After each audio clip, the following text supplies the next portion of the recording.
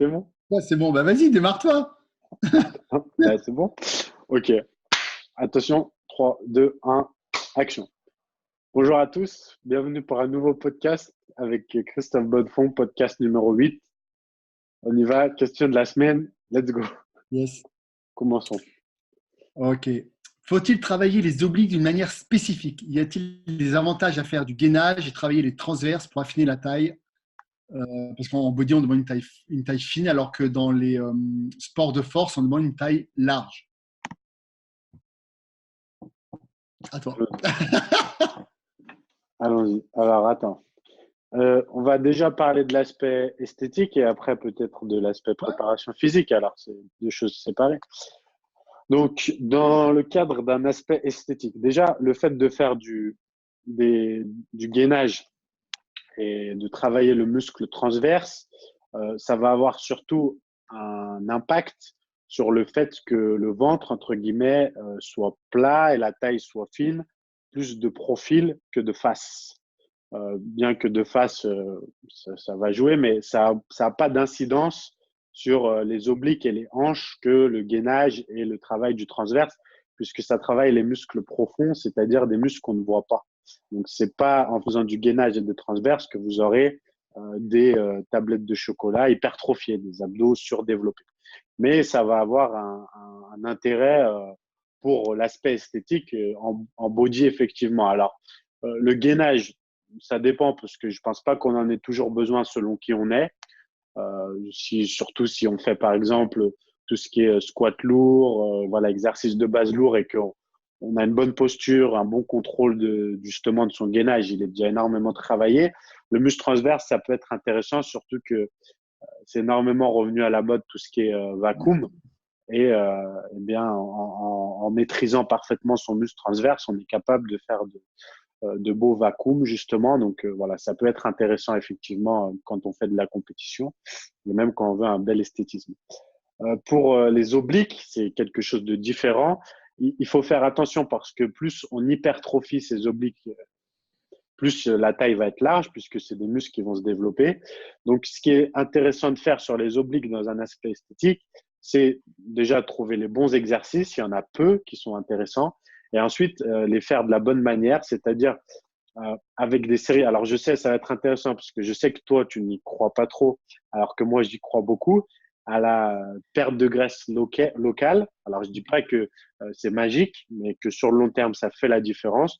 Donc, voilà, pour moi, le travail de ces zones, lorsqu'on a du mal à perdre en série longue, eh bien, va aider sur le long terme à déstocker sur la zone. Donc là, ça peut être intéressant dans ce cas-là de travailler les obliques. Voilà pour ma part, pour l'aspect esthétique. À toi.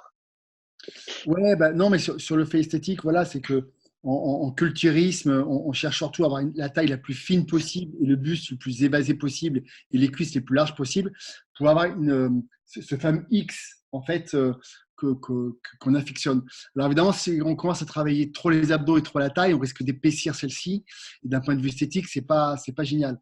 Alors de là, pas du tout la travailler, on peut faire un débat dessus. Moi, je pense que les travailler un petit peu, c'est pas négatif. Notamment bah, pour les obliques, on peut croiser au lieu plutôt de faire des trucs comme ça qui risquent vraiment d'épaissir la taille. Peut-être pas travailler les obliques très lourds, bah, justement pour aussi éviter de trop les développer. Hein. Et voilà, donc c'est vrai que moi par exemple, tu vois, je fais jamais les obliques parce que j'ai une taille qui est un petit peu marquée. Donc je fais quand même attention. En revanche, les abdos, oui, pourquoi faire un peu d'abdos, c'est pas indispensable. Je connais beaucoup d'athlètes qui font absolument pas d'abdos, qui ont des abdos magnifiques. Donc, il y a aussi une petite part de génétique, je pense. Après, si vous avez vraiment des carrés tout petits ou très peu marqués, même si vous êtes sec, c'est peut-être intéressant quand même de faire un petit travail au niveau des abdos. Voilà. Ensuite, bah, maintenant, pour revenir sur le travail de force, là, c'est presque l'opposé parce que, en fait, pour maintenir le tronc, il faut avoir une circonférence qui va permettre de gainer encore plus une taille de plus en plus large. C'est pour ça que dans tous les sports de force, vous voyez les gars, généralement, ils ont des ventres très gros parce que ça entoure, ça plaque même la colonne vertébrale d'avoir une taille très large en fait. Et ça permet d'être beaucoup plus stable et de forcer plus et tout ça. Donc on voit bien que c'est pour deux pratiques différentes, une esthétique et l'autre plutôt fonctionnelle pour travailler très lourd. Donc, après, il faut faire des choix. À savoir qu'une fois que vous avez la taille large, il est très, très, très difficile de la réaffiner derrière. Donc, faites bien attention si vous faites une carrière en homme fort ou en force athlétique. Attention parce que il va être un petit peu compliqué de raffiner la taille après. Je sais pas si ça se dit, je sais pas si c'est du tout français d'ailleurs ce que j'ai dit. Mais voilà. Donc attention, si vous pensez à plus tard faire une carrière dans le bodybuilding, attention à pas trop élargir la taille. Si tu as un truc à dire par rapport à ça, vas-y. Non, je pense que tu as tout dit. Après, voilà, c'est deux choses différentes. Il faut bien voir pourquoi on s'entraîne. Et c'est le problème de quand on veut un petit peu toucher à tout et être bon dans tous les domaines. Souvent, on peut pas exceller dans un. On est à 50% dans chaque domaine. Donc voilà, il faut réfléchir à ce pourquoi on s'entraîne et ce qu'on priorise. Et je pense que tu le sais toi-même, tu as fait de la compétition en sport de combat et de la compétition en body. Ça aurait été très difficile, je pense, de faire les deux en même temps. Je sais pas si tu l'as fait, mais je pense pas. Ça aurait vraiment été difficile voilà, parce que les entraînements sont vraiment différents, bien que les sports de combat, c'est peut-être ce qui se rapproche le plus du body comme autre sport par rapport au fait de la diète, les restrictions à l'approche des combats, etc. Mais voilà, après, au niveau de l'entraînement, c'est quand même deux choses totalement C'est différentes. spécifique, c'est un peu différent quand même. C'est un peu différent.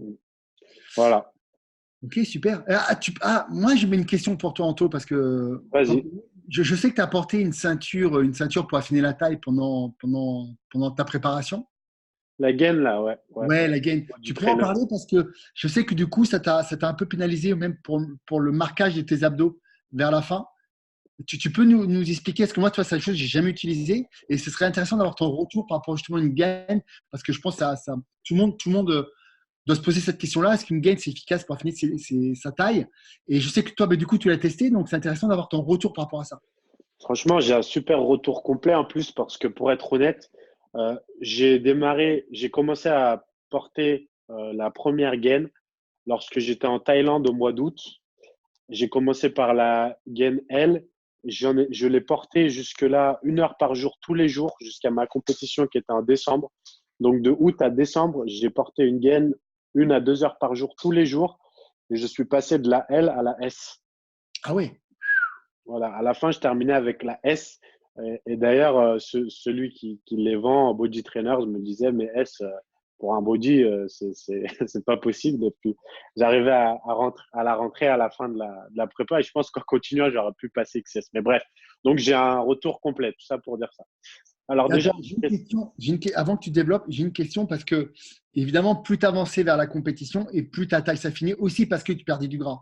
Est-ce voilà, que c'est c'est pas ça. dû à ça ou est-ce que c'est réellement dû à une compression des intestins enfin, tu vois, ma question elle est vraiment là en fait. Bah, c'est ça que justement dont je vais parler. Alors, déjà, la première chose, il faut bien préciser que ça ne se porte pas du tout pendant l'entraînement, pendant l'effort physique, hein. On la porte lorsqu'on est au repos, voilà, etc. Et que c'est très, très contraignant. C'est une pratique qui est contraignante dans le sens où ça fait partie de la préparation et c'est pas un plaisir. Parce que pour que ça fonctionne, il faut que ça sert. Donc déjà, à enfiler, c'est la guerre. Et ensuite, au début, bon, bah, tu as du mal à respirer. En prise de masse, c'est infaisable. Ça va bien lorsque tu ne dois pas trop manger. Mais voilà, donc il faut bien expliquer que c'est une pratique difficile et douloureuse, si on peut dire, comme l'est la diète et l'entraînement. Voilà, c'est quelque chose de pas marrant du tout. Je la portais même quand j'allais au ciné le soir avec des potes. Donc, je t'explique pas la contrainte, tu es comme ça, parce que ça te maintient vraiment aussi hyper droit. Tu ne peux pas te courber, tu vois, ça maintient les lombaires. Voilà. Donc, alors, en fait, je me suis longtemps demandé déjà si ça n'aurait pas un impact négatif, tu vois, sur la santé de mes lombaires et de mes abdominaux, justement, et de mes organes. Donc, j'en ai parlé avec donc Mathieu qui est accessoirement mon parrain, mais qui est un expert en ostéopathie en France. Son père a créé des méthodes d'ostéopathie. Enfin bref, voilà, il est ostéopathe crânio-facial, si jamais tu connais. C'est un grand spécialiste. Et il m'a dit que pour lui, il fallait surtout faire attention à ne pas trop la porter parce que sinon, au bout d'un moment, entre guillemets, les muscles allaient s'habituer à être au repos, à ne pas à ne pas travailler. Le corset allait trop prendre le relais des muscles posturaux, des abdominaux, et donc ils allaient s'atrophier. Voilà. Donc selon lui, déjà, il fallait pas la porter tous les jours, mais plutôt peut-être une fois tous les 2 jours, voire une fois tous les 3 jours. Effectivement, je ne saurais pas dire si, en faisant exactement la même diète sans la gaine, j'aurais perdu le même nombre de tours de taille ou pas. Tu vois, c'est délicat. De base, j'ai une insertion enfin, les hanches, le bassin assez fin. Donc, je ne sais pas dire. Il faut que je refasse 100. La deuxième chose, c'est que je n'ai quasiment pas, pour la première fois, je n'ai quasiment pas travaillé les abdos durant ma préparation. Je disais, certains athlètes ne travaillent pas, je ne l'ai quasiment pas fait. Et c'était une erreur. C'était une erreur parce qu'effectivement, je n'ai pas eu les abdos hyper marqués au moment de la compétition. Donc, voilà. Donc, je suis assez mitigé. Je dirais que ça a quand même de l'efficacité sur le muscle transverse. C'est-à-dire que ça t'oblige, tu vois, pour ceux qui ont vraiment, comme moi, un petit peu l'estomac qui part en avant. Tu vois, l'Atmar, par exemple, est comme ça aussi, tu sais, avec l'estomac qui part en avant, l'habitude d'être relâché. Pour ceux qui ne sont pas gainés, ça va aider à gainer, mais qu'il faudra l'utiliser vraiment à bon escient et peut-être pas tous les jours, mais une fois tous les 2 jours, une fois tous les 2 jours et pas sur une aussi longue période. Et en continuant absolument à travailler avec intensité les abdos et les lombaires, ce que je n'ai pas fait pour justement qu'ils ne s'atrophient pas et qu'ils comprennent qu'ils doivent continuer à travailler et à faire leur rôle, à maintenir leur rôle. Voilà. Voilà, j'ai été un peu long, désolé, mais je voulais bien. Non, mais c'est intéressant parce que beaucoup de monde se pose la question. Moi, le premier, je me pose souvent la question. Et c'est vrai que c'est important de ne pas oublier de travailler malgré tout les abdominaux à côté parce que le fait de gainer, comment on appelle ça supprime leur rôle premier. Donc, faire attention à ça. Et bon, en tout cas, c'est super intéressant. Voilà, c'est ça. Juste, voilà, je précise parce que certains ont dit oui, c'est dangereux pour la santé et tout. Non, c'est pas dangereux pour la santé dans le sens où on ne la porte pas comme quelqu'un qui est immobilisé 12 heures par jour. Voilà, si je dis bien 1 heure par jour, grand max, 1 heure et demie, 2 heures, grand max, mais c'est 1 heure par jour et pas pendant l'entraînement. Voilà, et je conseillerais ça une fois tous les 2 jours, 1 heure une fois tous les 2 jours, dans les, tu vois, allez, 8, 10 semaines max avant la compète, voire 6 semaines, selon si on a vraiment besoin. Voilà. Mais si on travaille le gainage et le muscle transverse de manière intensive, est-ce qu'on en a besoin? Tu vois, voilà, je suis assez mitigé sur la question, mais j'ai pas un retour négatif non plus sur ça. C'est assez quand même voilà, positif. Super. On y va. Question. Alors, Ouais. donc, est-ce que vous pouvez me proposer une alternative à la whey parce que je suis ambulancier tous les jours sur la route, des journées à rallonge, donc difficile de préparer à manger tous les jours. Donc voilà, pour quelqu'un comme ça qui est tout le temps sur la route, etc., qu'est-ce qu'on peut lui proposer d'autre que des protéines en poudre? Ok. Alors, moi, j'ai un truc que j'adore perso, c'est du fromage. Alors, je sais que toi, t'es pas pour les produits laitiers. Du fromage. Oh Mais putain, mais ouais, c'est quoi du ces fromage. réponses qu'il me fait là? Ouais, je suis Ça, désolé. Ouais, je ça, sais, mais- ça te paraît dingue. Ça te ça- paraît dingue, mais quand tu bois un bon fromage au lait cru, tu vois, ou pasteurisé, pourquoi pas bio, voilà, et encore mieux local si vous habitez à la campagne, et ben l'air de rien, c'est une bonne source de protéines. Voilà. tu fais un bêtisier là, c'est pas possible. Je te jure que c'est vrai. Du Je te jure que c'est vrai. fromage. Ouais, du fromage. Et les, Avec un fruit, c'est très très bon. Alors évidemment, si vous tolérez le fromage, et c'est riche. Tu vas me dire quoi? Que c'est riche en oméga 3 aussi? Le non, fromage? non, mais déjà, c'est d'excellentes. Et Siri, elle s'est réveillée, elle a dit désolé, Non, non, non, pas sûr de cette c'est réponse. une excellente source de protéines. Il ne faut pas oublier que voilà, les produits laitiers restent quand même une excellente source de protéines. On peut dire ce qu'on veut, mais voilà, le problème des produits laitiers, encore une fois, et on pourrait avoir un débat une autre fois là-dessus, mais le problème des produits laitiers, c'est l'industrialisation ou les procédés en fait comme l'UHT, donc l'ultra haute température, en fait, qui détruit absolument tout. Ça monte à, je sais pas, 180 degrés, je sais pas, même plus, je crois. Bref. Mais le lait cru, tu te rappelles de ce que l'Atmar a dit sur le lait cru? Je sais ce que l'ADMAR a dit par rapport au lait cru, c'est que l'ADMAR, justement, travaille évidemment dans l'industrie laitière et contrôle la qualité justement des produits laitiers, tout ça. Et c'est vrai que le problème du lait cru, c'est que 30%, en fait 30% des contrôles qu'il fait dans le lait cru, ça a des bactéries et des virus. Je crois que c'est l'inverse. Il n'y a que 30% des produits qu'on n'a pas, justement. Il y a 70% qui Non, l'ont. ouais, parce que j'avais parlé avec lui, c'est un truc qui me passionnait, et je crois que c'était plutôt 30%. C'est beaucoup, hein, je dirais, 30%. Et il disait qu'en fait, si on avait un organisme un petit peu fragile, ça posait. Alors, il disait qu'on n'en crevait pas, enfin, c'était pas un problème, mais ça pouvait donner, par exemple, la diarrhée ou autre chose comme ça, si on chope. Alors, je me rappelle plus le nom des trucs, il faudrait que je le redemande. Ce serait même intéressant dire qu'on fasse un podcast spécial produits laitiers avec lui, tiens. Ouais. Ça, c'est un truc qu'on peut faire. Ça peut être hyper intéressant. Alors, pour ceux qui ne veulent pas manger du fromage, il y a les crêpes à la farine de patate douce, c'est tout bête, ou des crêpes si vous ne voulez pas utiliser la farine de patate douce, parce qu'après on va croire que je fais de l'autopub en permanence. En même temps, ça s'appelle Yam Podcast.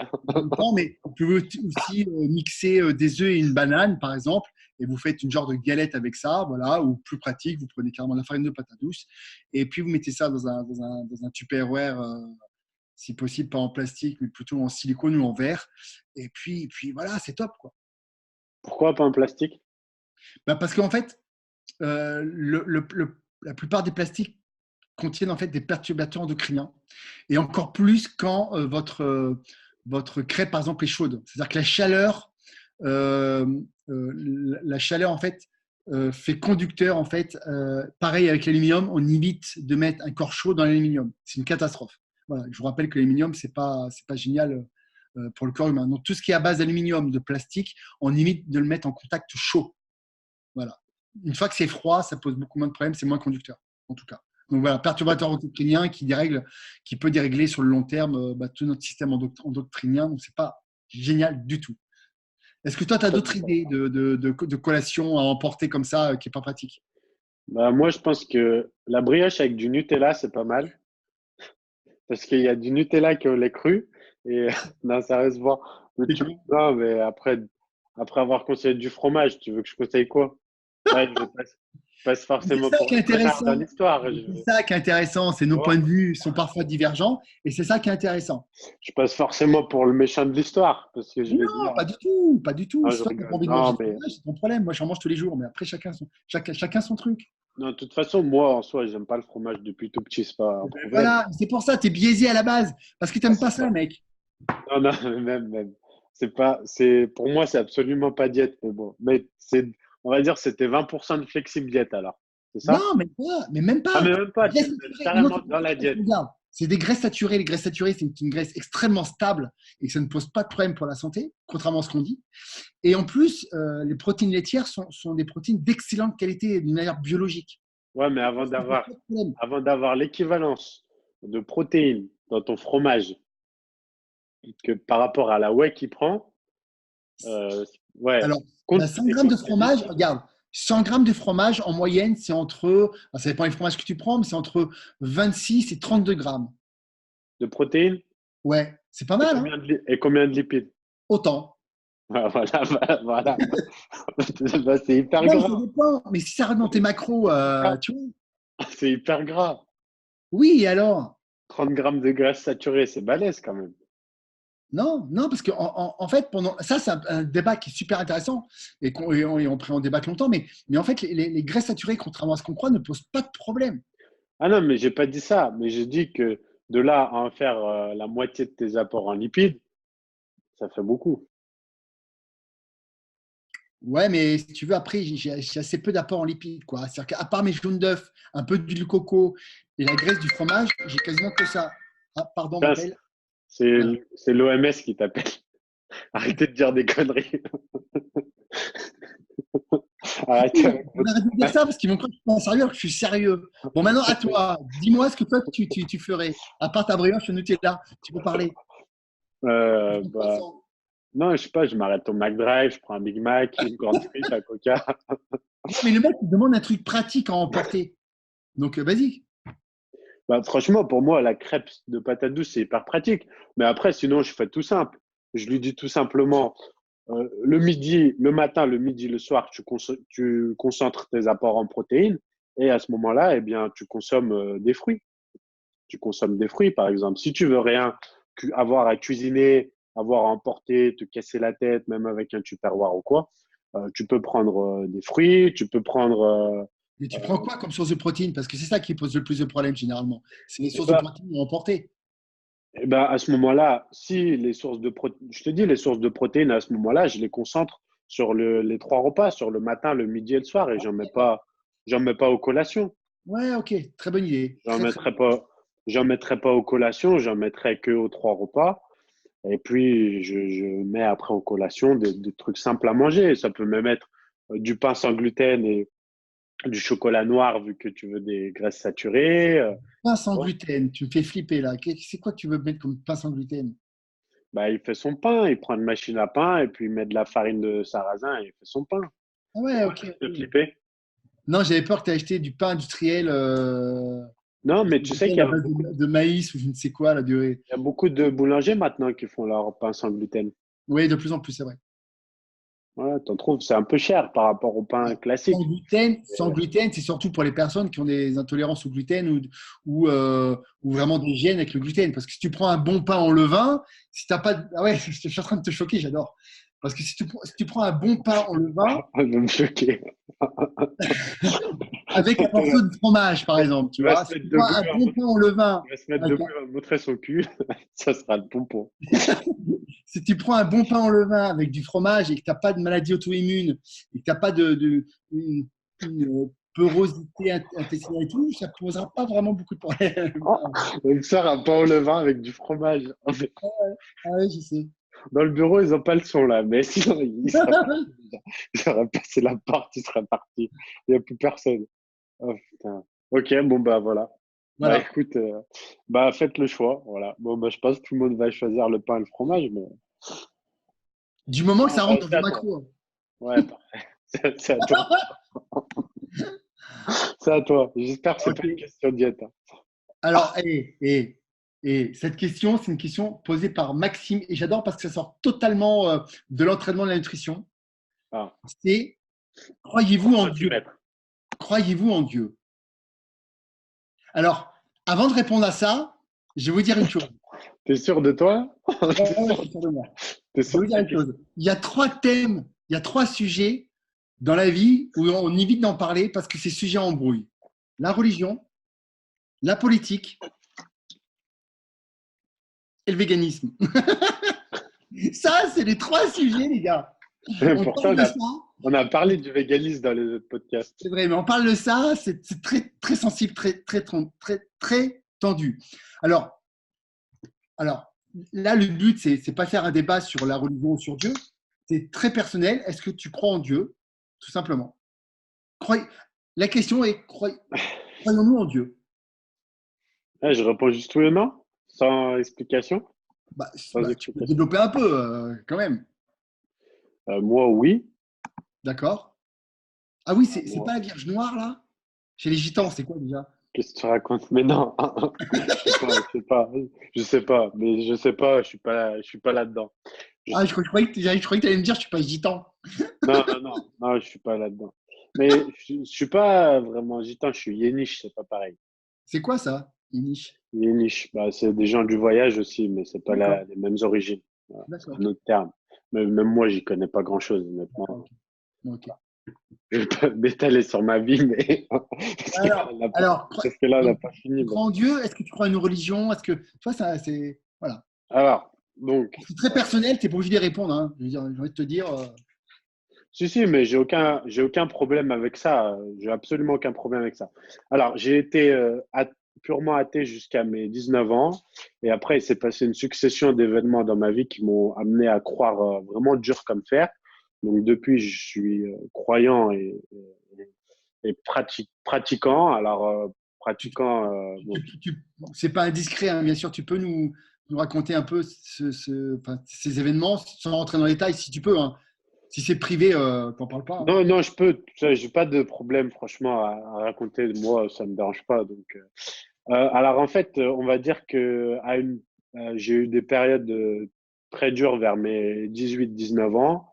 Voilà, avant, j'ai fait beaucoup de conneries et j'étais pas forcément une bonne personne dans le sens où je faisais pas forcément des bons choix et j'étais un peu dans la période où tu te cherches et j'ai pas forcément grandi avec des repères masculins, donc j'étais un petit peu perdu et j'avais T'inquiète, parfois des… je De suis là quoi? maintenant. Tu veux un repère masculin, je suis là, Coco. T'inquiète, t'inquiète. Et Là, donc, tu as un vrai repère masculin, ouais, Coco. là, tu fais du fromage et… Oh putain. C'est bon, je peux parler ou pas? Ouais. Il est cool. Et donc, bon, voilà, il a dit que mon histoire, j'allais faire pleurer tout le monde et c'est mort. Vas-y. Donc, je disais, j'avais pas forcément de repères. Donc, bref, j'étais pas sur une bonne voie. Voilà. J'étais pas sur une bonne voie, j'étais mal parti à cette période-là.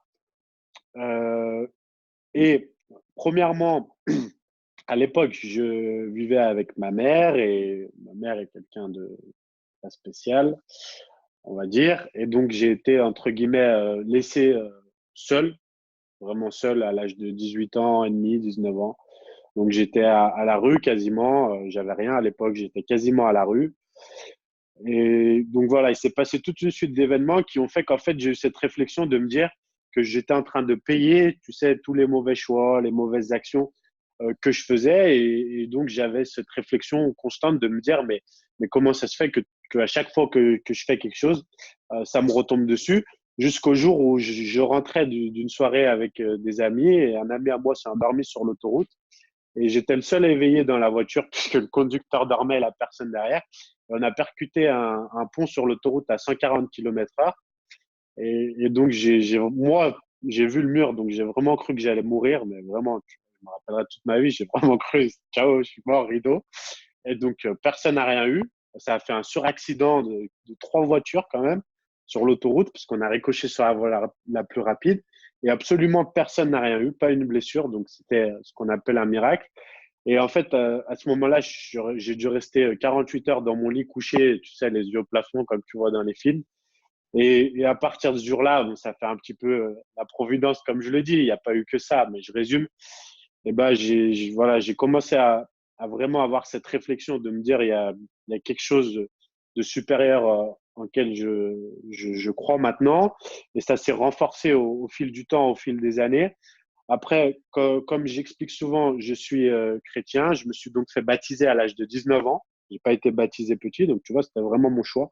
J'ai été pendant longtemps à l'église. J'ai fait ce qu'on appelle le catéchuménat quand on est adulte. Donc pendant un an, tu as un tuteur et j'ai lu toute la Bible. Enfin, tu vois, je me suis vraiment intéressé. Mais comme j'ai déjà expliqué, j'ai choisi le christianisme juste par origine parce que c'est ce qui se prêtait le plus à qui j'étais, mes origines, ma famille, etc. et mes coutumes. Mais j'aurais très bien pu choisir d'être musulman, d'être juif ou d'être bouddhiste. En fait, j'aurais eu aucun problème avec ça. J'ai choisi ce qui était pour moi le plus logique, tu vois. Mais j'ai pas en tête que cette religion est meilleure que celle-ci ou tu vois, cette religion a raison. Voilà. Je crois en Dieu et pour moi, Dieu est le même pour tous, qu'on soit musulman ou autre.